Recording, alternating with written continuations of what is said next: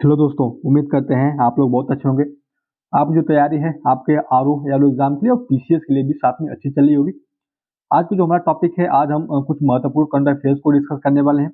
मैं आपको बता दूं कि इसके पहले हम लोगों ने लगभग 10 लेक्चर कंप्लीट करा है, जिसमें से केवल आपके यूपी स्पेशल करंट अफेयर रहे हैं।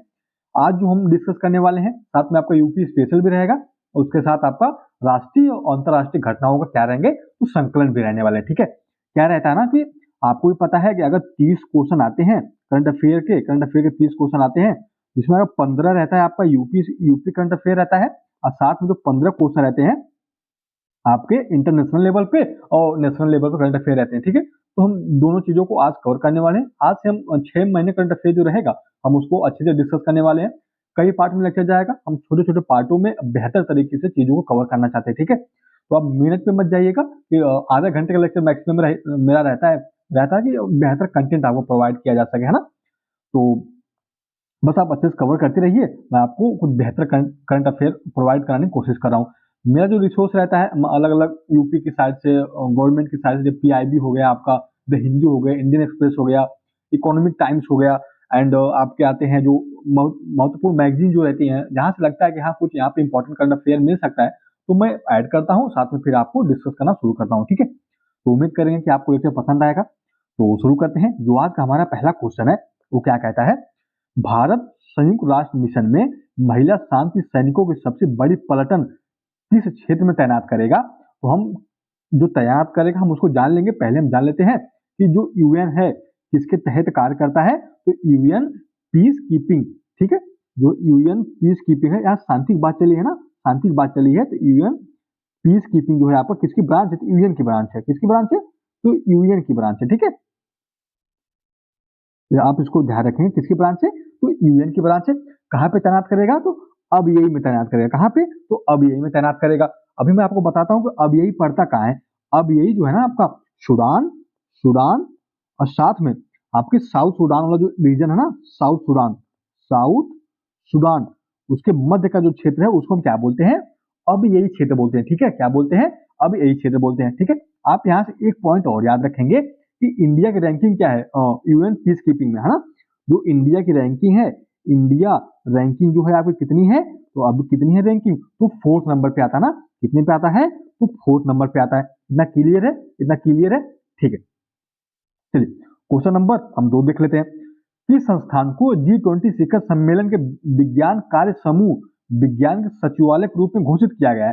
तो कौन सा है, कौन सा संस्थान है जिसको विज्ञान सचिवालय के रूप में घोषित किया गया है, तो है आपका भारतीय विज्ञान संस्थान बेंगलुरु। ठीक है, आपको भी पता है कि भारत की अध्यक्षता में G20 सम्मेलन किया गया। अलग अलग भारत के शहरों में इसकी अध्यक्षता की गई, इसकी बैठकें की गई। ठीक है, तो सबसे इंपॉर्टेंट निकल के आता है आपका G20 सम्मेलन विज्ञान समूह।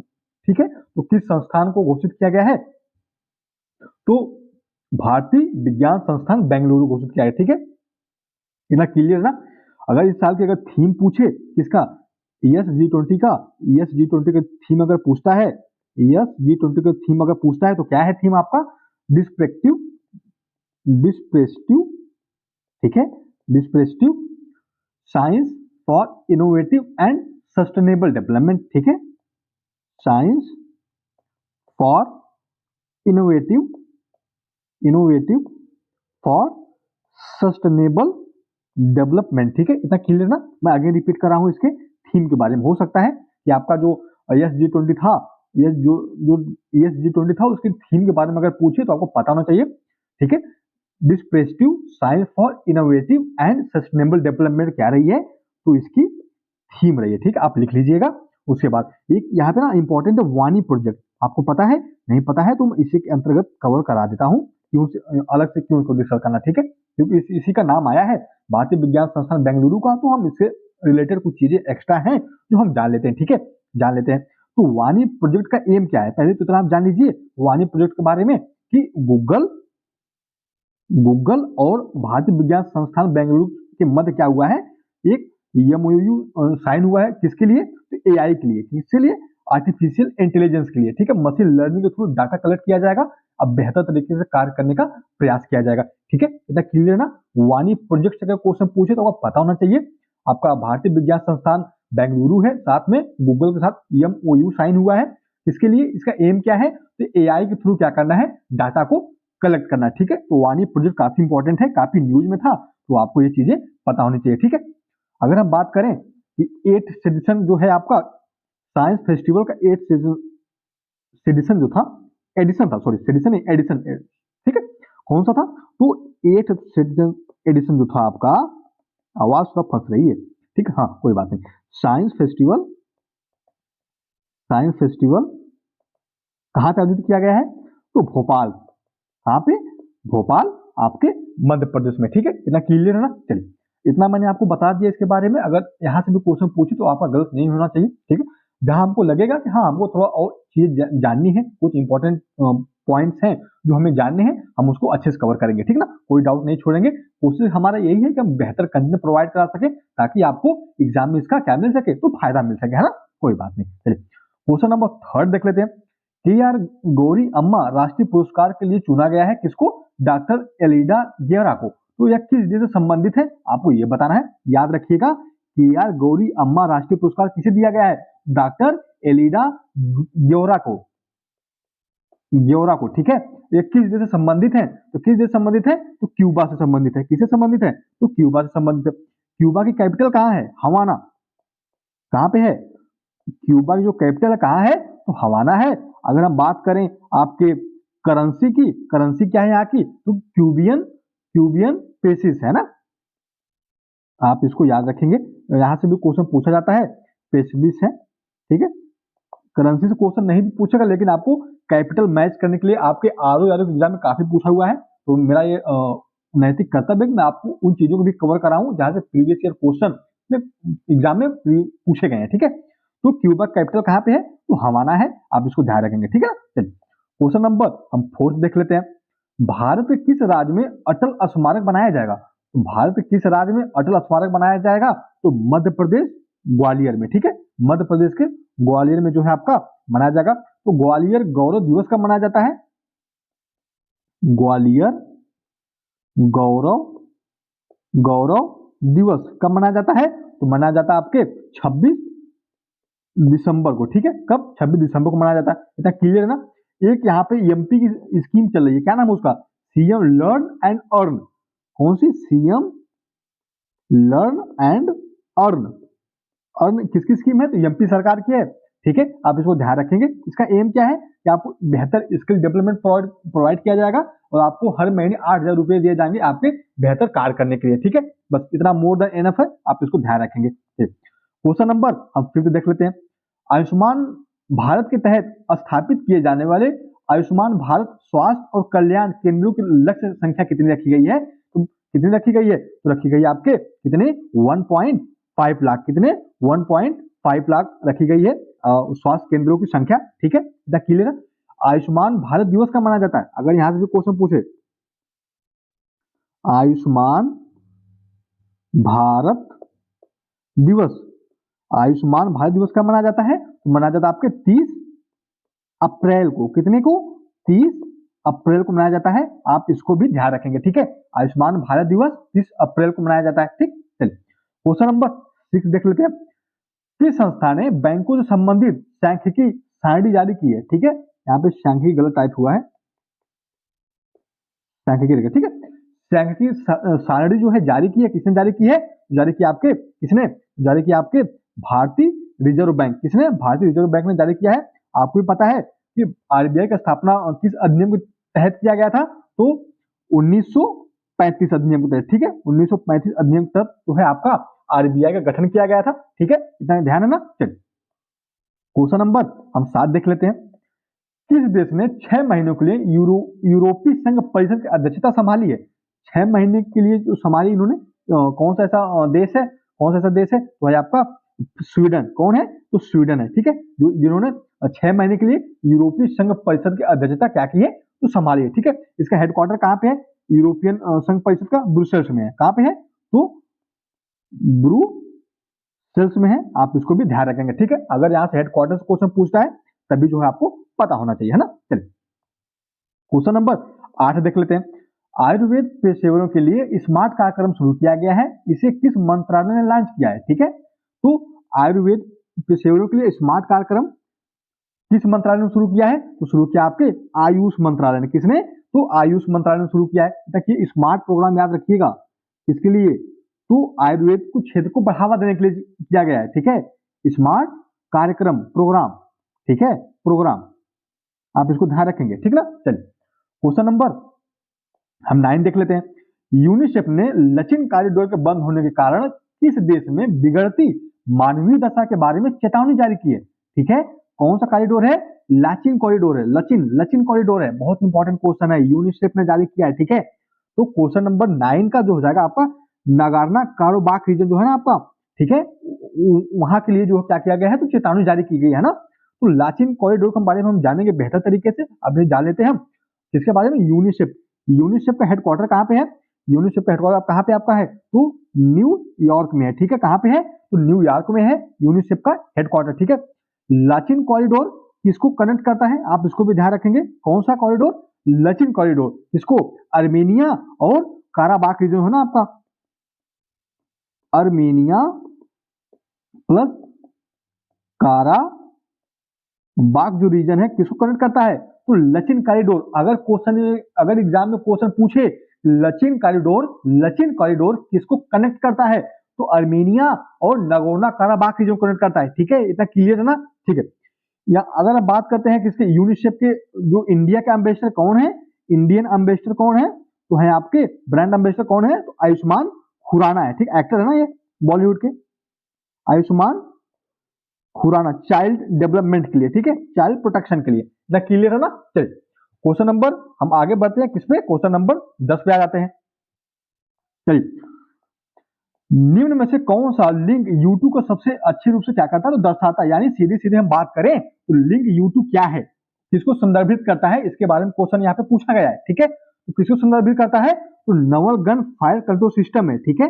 क्या है? तो Naval gun fire control system. सीधा एग्जाम में पूछेगा लिंक यूट्यूब क्या है? तो लिंक यूट्यूब क्या है? लिंक यूट्यूब आपका Naval gun fire control system है। इतना क्लियर है ना। चलिए, मशीन लर्निंग नहीं है, मिसाइल परीक्षण नहीं है, परमाणु संचालित आइस ब्रेकर नहीं है, क्या है? तो Naval gun fire control system है, ठीक है। चलिए, जहां लगेगा हमको कि कुछ इंपॉर्टेंट इंफॉर्मेशन और है तो हम डेफिनेटली उसको कवर करेंगे, ठीक है। बाकी आप मेरे क्वेश्चन के स्टैंडर्ड से आप अनुमान लगा सकते हैं कि कितना इंपॉर्टेंट क्वेश्चन मैं यहाँ पे डिस्कस कर रहा हूँ। सीधा सीधा क्वेश्चन जो आपके एग्जाम में मिलेगा, यहाँ से डायरेक्ट क्वेश्चन मिलने वाले हैं आपके, ठीक है। चलिए क्वेश्चन नंबर हम 11 देख लेते हैं। GSAT-7B उपग्रह के संबंध में निम्नलिखित कथनों पर विचार करना है। और कौन सा विचार करना है? तो सही वाला विचार करना है, ठीक है। कौन सा? सही वाला। यह भारतीय सेना की संचार जरूरतों को पूरा करेगा? तो बिल्कुल करेगा। GSAT का यही काम है कि यही काम मतलब डिफेंस के पर्पज में बात करें तो भारतीय सेना को संचार प्रोवाइड कराएगा बेहतर तरीके से, ठीक है। यह इसरो द्वारा स्वदेशी रूप से निर्मित है, तो बिल्कुल सही है। तो इसमें आपका ऑप्शन ए और 2 यानी कह सकते हैं 1 और 2 इसमें आपका बिल्कुल सही हो जाएगा, ठीक है, बिल्कुल सही हो जाएगा। चलिए क्वेश्चन नंबर हम 12 देख लेते हैं। न्यू इंडिया लिटरेसी प्रोग्राम किस प्रकार की योजना के रूप में लागू किया जाएगा? ठीक है, तो केंद्र प्रायोजित योजना है, ठीक है। न्यू इंडिया लिटरेसी प्रोग्राम, इतना क्लियर है ना, ठीक है। किस लिए किया गया है? तो फोकस इसका क्या रहेगा? लिटरेसी से आपको पता चल जाएगा कि स्किल डेवलपमेंट के बारे में यहाँ पे बात चल रही है। इसके बारे में स्किल डेवलपमेंट के बारे में यहाँ पे बात चल रही है, न्यू इंडिया लिटरेसी प्रोग्राम के बारे में, ठीक है। तो किस रूप में लागू किया जा रहा है? लागू किया जा रहा है आपके केंद्र प्रायोजित योजना। देखिए यहाँ पे स्टेट का कोई भागीदारी नहीं है इसमें, ध्यान रखिएगा स्टेट की कोई भागीदारी नहीं है, पूरी तरह से क्या कह सकते हैं सेंट्रल स्कीम है, ठीक है ना। चलिए क्वेश्चन नंबर हम 13 देख लेते हैं। भारत ने किस यूरोपीय देश के साथ रक्षा सहयोग पर समझौते पर क्या किया है? तो हस्ताक्षर किया है, ठीक है। तो भारत है और कोई एक यूरोपीय देश है, क्या साइन हुआ है? MOU किस पे? डिफेंस सेक्टर पे। किस पे? डिफेंस सेक्टर पे, ध्यान रखिएगा, ठीक है। तो कौन सा देश है? तो देश है आपका कौन सा? तो रोमानिया। कौन है? तो रोमानिया है, ठीक है। इसकी कैपिटल कहाँ है? कैपिटल कहाँ है? बुचारेस्ट, ठीक है। कहाँ की राजधानी है? तो आपकी है रोमानिया की राजधानी। करेंसी क्या है? आर, रोमानिया लीव यहाँ की करेंसी है, यहाँ पे मैं लिख देता हूं ना, ठीक है। रोमानिया है इसमें। यहाँ की कैपिटल की अगर हम बात करें, कैपिटल क्या है? बुचारेस्ट है, बुचारेस्ट क्या है? तो यहाँ की कैपिटल है। अगर हम बात करते हैं यहाँ की करेंसी की, तो क्या है? तो रोमानियन लीव, ठीक है, रोमानियन लीव यहाँ की क्या है? तो करेंसी है, ठीक है। चलिए क्वेश्चन नंबर हम 14 देख लेते हैं। टेक्सास विश्वविद्यालय ने किसे लाइफ टाइम अचीवमेंट अवार्ड से सम्मानित किया है? किसे सम्मानित किया है? नवीन जिंदल को। किसको? नवीन जिंदल को सम्मानित किया है, ठीक है। चलिए इतना मोर देन एनफ है, इसके बाहर क्वेश्चन नहीं आएगा। इसे अगर पूछेगा भी तो टेक्सास विश्वविद्यालय ने किस व्यक्ति को लाइफ टाइम अचीवमेंट अवार्ड से सम्मानित किया है? तो आपके हैं नवीन जिंदल, ठीक है। इतना मोर देन एनफ है, इससे बाहर क्वेश्चन नहीं बनने वाला, ठीक है।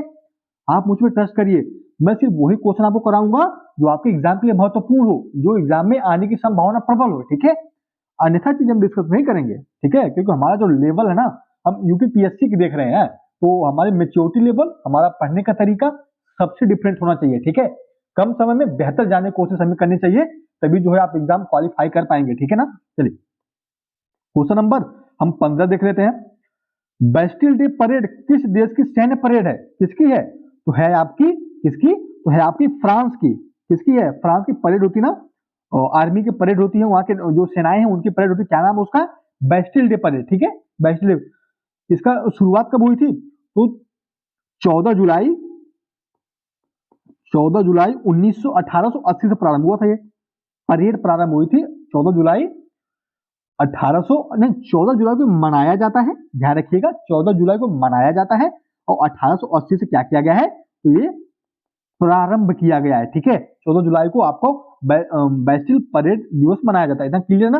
कैपिटल कहाँ पे है फ्रांस की? तो आपको बताने की जरूरत नहीं है, पेरिस, ठीक है। कहाँ पे है? पेरिस। यहाँ पे पेरिस में किसका हेडक्वार्टर है? पेरिस में कई ऐसी संस्थाएं हैं जिनका हेडक्वार्टर किसका? यूनेस्को। यूनेस्को हेडक्वार्टर कहाँ है? पेरिस में, ठीक है। उसके बाद आपका ओईसीडी का हेडक्वार्टर कहाँ पे है? हेडक्वार्टर कहाँ पे है? तो पेरिस में ही है, ठीक है। ध्यान रखना है, इतना याद रखिएगा, बहुत इंपॉर्टेंट क्वेश्चन है, ठीक है। चलिए क्वेश्चन नंबर हम 16 देख लेते हैं, ठीक है। क्वेश्चन नंबर 16 देख लेते हैं। कौन सा देश ट्रांस पैसिफिक पार्टनरशिप में शामिल होने के लिए सहमत हुआ है? ठीक है, इसमें तो ट्रांस पैसिफिक पार्टनरशिप आईआर का पोर्शन है। देखिए अगर यूपीएससी जो प्रिपरेशन कर रहा होगा उसको इसके बारे में अच्छी नॉलेज होगी, ठीक है। लेकिन हमारा यहाँ पे काम क्या है? As a current affair discuss कर रहे हैं, तो जो हमारी चीजें प्री के लिए महत्वपूर्ण होंगी हम उसको यहाँ पे कवर अप करेंगे, ठीक है। तो ट्रांस पैसिफिक पार्टनरशिप में शामिल कौन सा देश हुआ है? तो हुआ है आपका यूके, यूनाइटेड किंगडम। याद रखिएगा यूरोप का शामिल होने वाला यह प्रथम देश है, ठीक है। यूरोपियन फर्स्ट कंट्री है जिन्होंने ट्रांस पैसिफिक पार्टनरशिप में क्या किया है? तो ज्वाइन किया है, ठीक है। ये क्या है? ये ट्रांस पैसिफिक पार्टनरशिप है क्या? एक प्रकार की फ्री ट्रेड क्या है? फ्री ट्रेड आपका एग्रीमेंट है ना, क्या है? तो फ्री ट्रेड एग्रीमेंट है, ठीक है। इतना क्लियर है ना। एफटीए है, सिंपल से याद रखिएगा, क्या है? ट्रांस पैसिफिक पार्टनरशिप क्या है? तो एक एफटीए, फ्री ट्रेड एग्रीमेंट।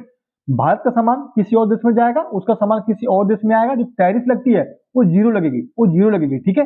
इसी को हम बोलते हैं एफटीए। भारत जापान के साथ एफटीए करता है, ठीक है। पाकिस्तान के साथ था एफटीए हमारा, लेकिन जब पुलवामा अटैक हुआ था उसके बाद उसको वापस ले लिया गया था। अब पाकिस्तान डिजर्व भी नहीं करता कि हम उसके साथ एफटीए जैसा समझौता करें, ठीक है। तो आप इसको ध्यान रखेंगे और ट्रांस पैसिफिक पार्टनरशिप के बारे में, ठीक है। चलिए क्वेश्चन नंबर हम 17 देख लेते हैं। कोप इंडिया अभ्यास भारत और किस देश के मध्य आयोजित किया गया है? कौन सा अभ्यास है? तो कोप इंडिया अभ्यास है। कौन सा? कोप इंडिया अभ्यास। किसके मध्य? तो यूएसए के मध्य। किसके मध्य? तो यूएसए के मध्य। कहां पे? तो वेस्ट बंगाल में। कहां पे? तो वेस्ट बंगाल में क्या किया गया है? तो इसका आयोजन किया गया है, ठीक है। इतना क्लियर ना। कब से किया जा रहा है? तो किया जा रहा है आपके 2004 से किया जा रहा है। एक और याद रखिएगा एक्सरसाइज, कौन? इक्वेरियन। हालांकि मैंने आपको करंट अफेयर लेक्चर में बता रखा है, इक्वेरियन एक्सरसाइज किसके मध्य आयोजित की जाती है?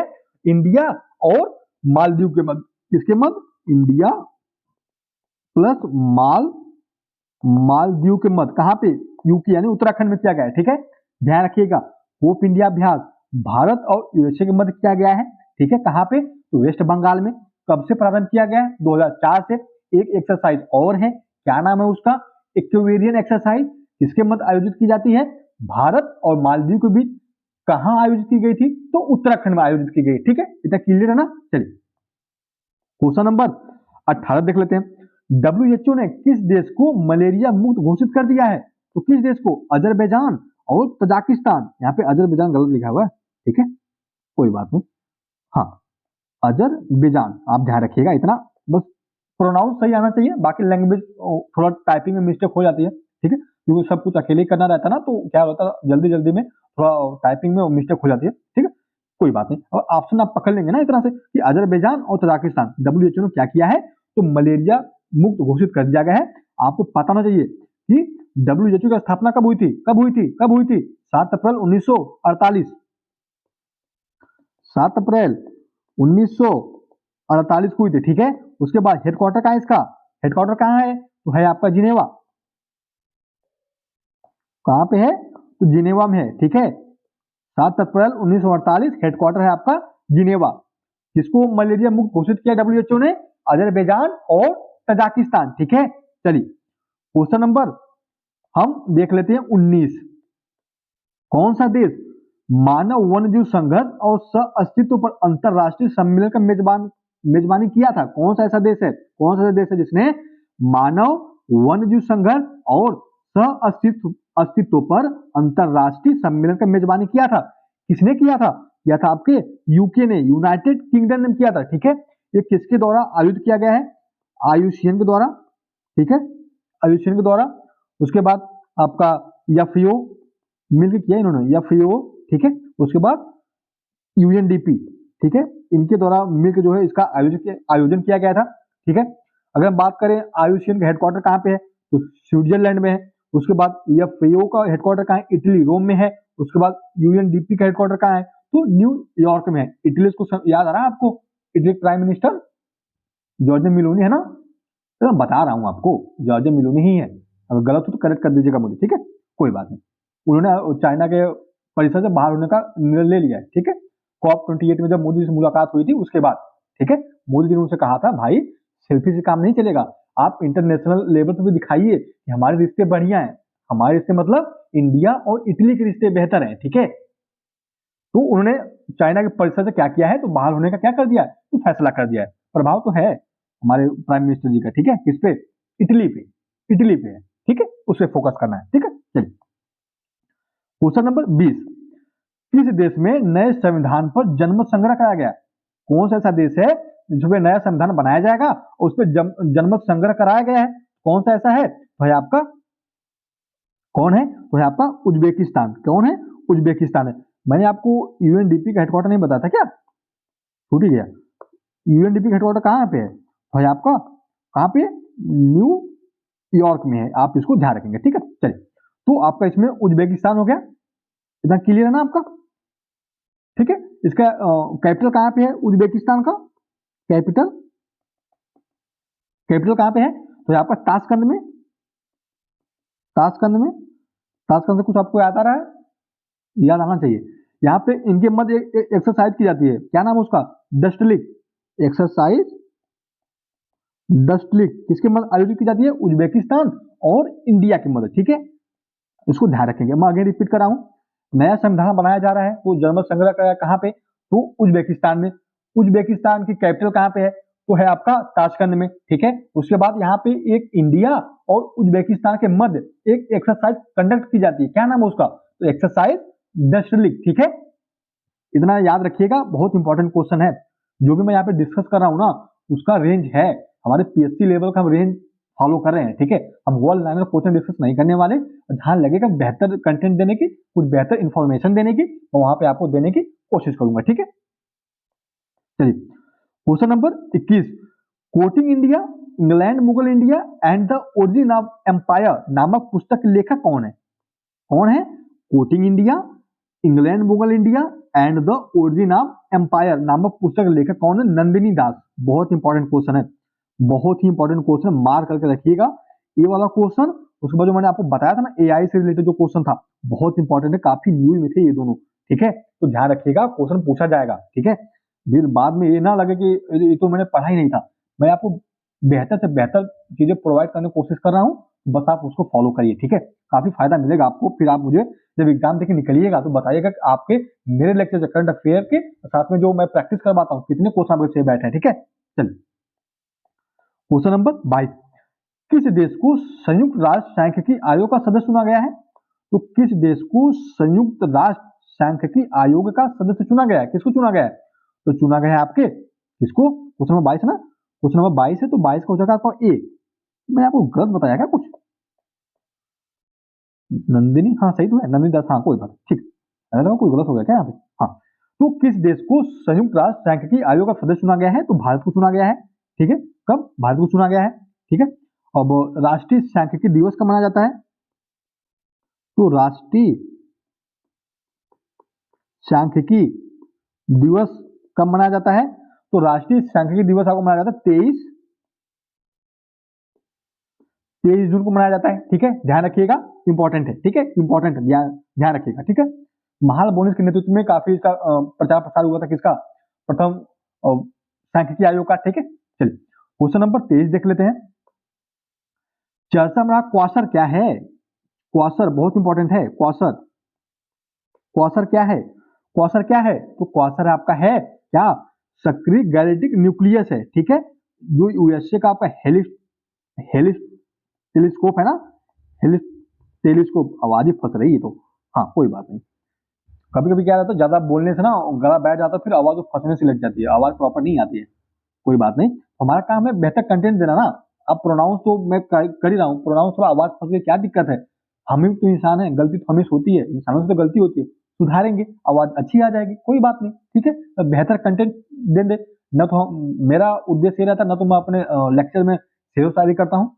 मैंने इटली के बारे में बताया तो मेरा उद्देश्य था, क्योंकि जो भारत के रिश्ते हैं आपके इटली या इंडिया को, वो सिर्फ इमेज के थ्रू नहीं होना चाहिए ना।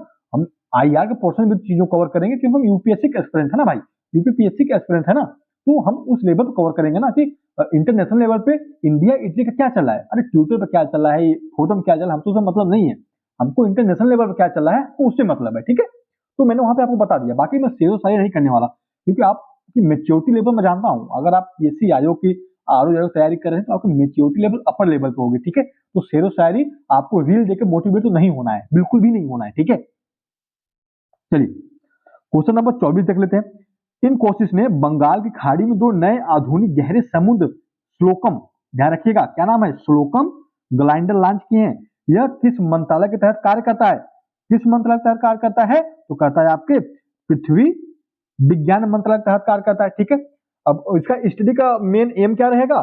स्टडी का जो मेन एम रहेगा आपका, समुद्र के अंदर जलवायु परिवर्तन कैसे हो रहा है, उसका क्या प्रभाव पड़ रहा है, उसके बारे में यहाँ पे स्लोकन ग्लाइडर में क्या किया जाएगा, तो इसका पता किया जाएगा। सिंपल सी बात है कि डीप ओशियन मिशन के through, deep ocean mission through climate change को क्या किया जाएगा, तो पता किया जाएगा कि इसका प्रभाव समुद्री क्षेत्रों पे कैसा पड़ रहा है, वहां पर रहने वाले जीवों पे कैसा पड़ रहा है, ठीक है। चलिए बात करते हैं अगर हम इनकोसिस की, इसकी इनकोसिस की, इसकी स्थापना कब हुई थी? तो हुई थी आपकी